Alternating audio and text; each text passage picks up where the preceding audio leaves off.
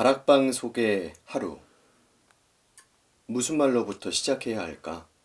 평화시장의 저 참혹한 노동에 관한 이야기를. 여기 열쇠공에 한 여공이 있다고 하자. 그 아이의 이름은 시다. 평화시장의 시다이다. 집안이 가난하지 않았더라면 아마도 한창 부모에게 어리광을 부리며 중학교 1학년쯤에 다니고 있을 나이이리라. 그러나 그녀는 답심리 빈민촌의 한 판잣집 단칸방에 살며 평화시장에 다닌다. 하루 중에 가장 속상한 때는 이른 아침 언니가 잠을 깨울 때이다. 제발 그놈의 잠 한 번 실컷 잡았으면 원이 없겠는데 정신없이 자는 그녀를 언니는 매정하게도 몇 차례고 뒤흔들어 기어이 깨워놓고야 만다. 5분만 더 누웠다 일어날게. 제발 좀 내버려둬줘. 하고 애원을 하건만. 그러나 언니는 이 측은한 동생이 언제나처럼 아침 8시 전에 평화시장에 닿아야 한다는 것을 알고 있다. 세수를 하는 둥 마는 둥 앞침밥을 먹는 둥 마는 둥 하고 바삐 집을 나선다. 만원버스 속에서 시달리다가 청계천 육가쯤에서 내릴 때면 벌써 아침밥 먹은 기운은 다 빠져버린다. 그러나 정작 고된 것은 이제부터다. 조금 후 그녀는 평화시장 3층의 어두침침한 복도를 지나 숨이 턱턱 막히는 먼지구덩이의 작업장 속으로 빨려 들어간다. 작업장은 약 8평 정도.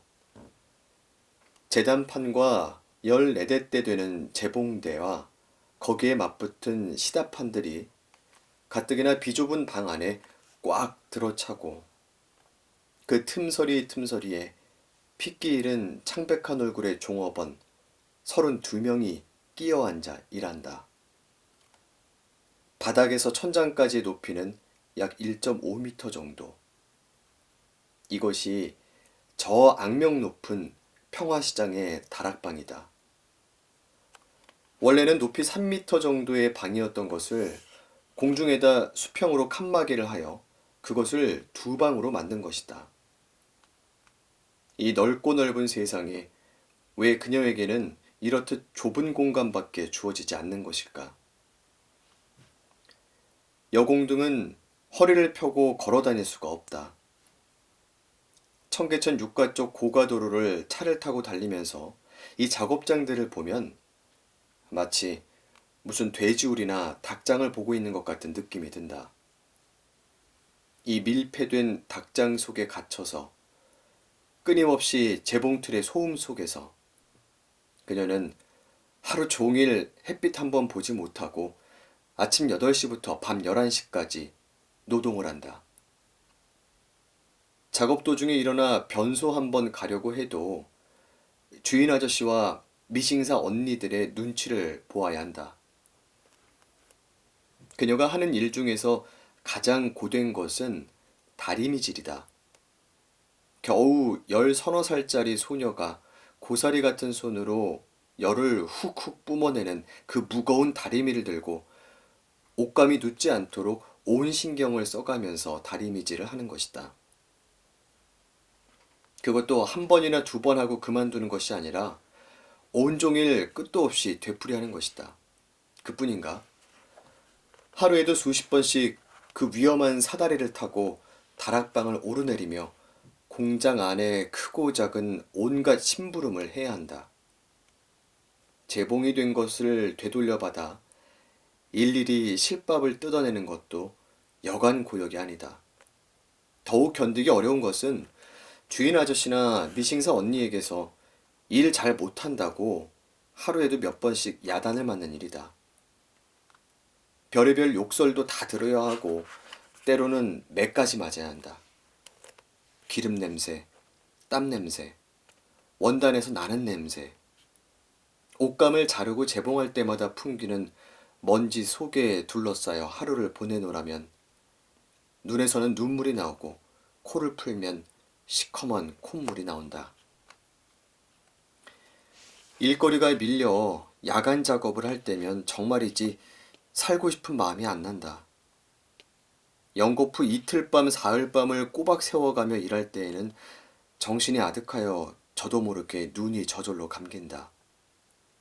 졸지 말고 밤일 잘하라고 주인 아저씨가 사다 준 잠 안 오는 약을 먹고 억지로 밤을 새워 일한 다음 날에는 팔 다리가 제대로 펴지지 않고 눈만 멀뚱멀뚱한 산송장이 되는 일도 있다.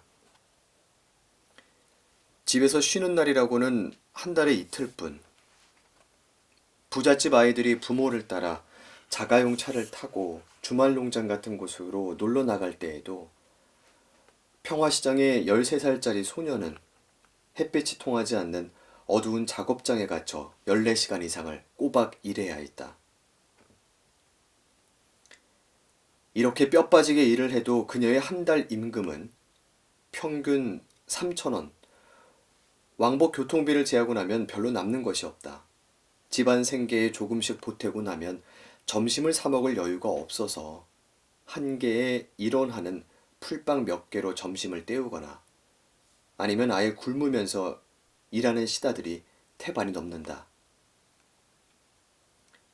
삶은 파처럼 지친 몸을 무겁게 끌고 꾸벅꾸벅 졸면서 밤 11시가 넘어 집으로 돌아오면 밥술을 뜨는 둥 마는 둥 하고 옷 입은 채로 그대로 쓰러져 눕는다. 좁은 방 안에 여러 식구가 꽉 들어차 누우니 다리 한번 마음대로 뻗어보지 못한다. 잠시 온몸이 결리고 팔다리가 쑤시다가 곧 골아 떨어진다. 새벽이 되면 또 일어나자마자 출근이다. 밥 먹을 여유가 없는데 소화시키기 위하여 쉴 여유가 어디 있겠는가. 태어나면서부터 굶주림에 익숙해져 버려 영양실조에 걸려있는 그녀는 이미 미싱사 언니들이 모두 앓고 있는 신경성 위장병이라는 병을 새로이 얻었다. 언제나 끝나려나 끝도 없이 되풀이되는 지긋지긋한 생활. 때로는 일거리가 떨어져 작업장에 앉아서 빈둥빈둥 시간을 보내게 될 때면 그녀는 멍하니 이제 나는 어떻게 되는 걸까 하고 생각을 해본다. 차라리 다른 시다들처럼 그만두고 딴 공장으로 옮겨가 볼까? 그러나 별달리 아는 데가 없다. 빨리 기술을 배워서 미싱사 언니들처럼 두툼한 월급 봉투를 집으로 가져가야지 하는 꿈에 잠시 가슴이 부풀기도 한다. 그러나 며칠 전에 어떤 미싱사 언니가 해준 말을 생각하면 또다시 맥이 풀린다. 평화시장의 여공생활 8년 만에 남는 것은 병과 노처녀 신세뿐이더라. 너만한 나이 때 어떤 수를 써서라도 일찌감치 평화시장을 빠져나가는 것이 현명한 일이야. 사실 평화시장에서 한 5년 이상 일한 미싱사 언니들을 보면 한심한 생각이 든다. 누렇게 뜬 핏기 없는 얼굴, 퀭한 눈동자, 그리고 거의 전부가 기관지염, 안질, 빈혈, 신경통, 위장병 따위의 환자들이다. 저래가지고 시집인들 제대로 갈 수 있을까? 평화시장 여공은 데려가도 한 3년밖에 못 써먹는다더니 정말이지 3년이나 제대로 써먹을 수 있겠는지 몰라. 13살 소녀인 이 시다에게도 이제 곧 그러한 질병들이 차례차례로 찾아들 것이다. 그리하여 그녀의 마음은 항상 어둡다. 웃고 뛰놀자. 그리고 푸른 하늘을 쳐다보며 오늘을 생각하고 내일의 꿈을 키우자. 남산 어린이회관 앞 비석에 새겨진 이 구호는 평화시장의 어린 여공들에게는 전혀 해당되지 않는 꿈같은 얘기이다. 웃으며 뛰놀 수 없다. 먼지 구덩이 속에서 줄임배를 안고 온종일 햇빛을 못 보며 자꾸만 쏟아지는 졸음을 억지로 막아내며 손 발의 감각이 마비되도록 일해도 그날그날의 끼니조차 잊기 어려우며 병든 부모에게 약한 척 변변히 사들이지 못한다. 웃고 뛰놀 수 없다. 그럴 시간적 여유도 없거니와 찌푸린 마음을 활짝 펴고 뛰놀 정신적 여유도 없으며 또 뛰놀고 싶어도 뛰놀 장소가 없다. 평화시장에도 점심시간은 있다. 약 30분. 경우에 따라서는 약 1시간. 점심을 굶어야 하는 어린 여공들은 무료한 시간을 보내기 위하여 평화시장 건물의 옥상으로 올라간다. 주위를 둘러보아도 매연과 소음으로 가득 찬 청계천 바닥. 오락시설이 없는 그 옥상에서 그녀들은 거기에 깔린 돌멩이들을 주워가지고 이웃한 덕수상업고등학교 운동장으로 던지는 것으로 시간을 보낸다. 이것이 그들의 짤막한 여가 시간이다.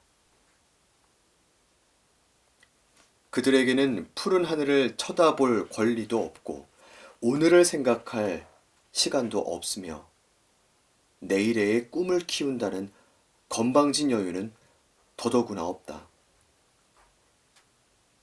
책 한 페이지 볼 시간이 없는 그들, 남들처럼 학교에 다니고 싶은 마음이 왜 없으랴면 아예 꿈도 꿀 수 없는 그들.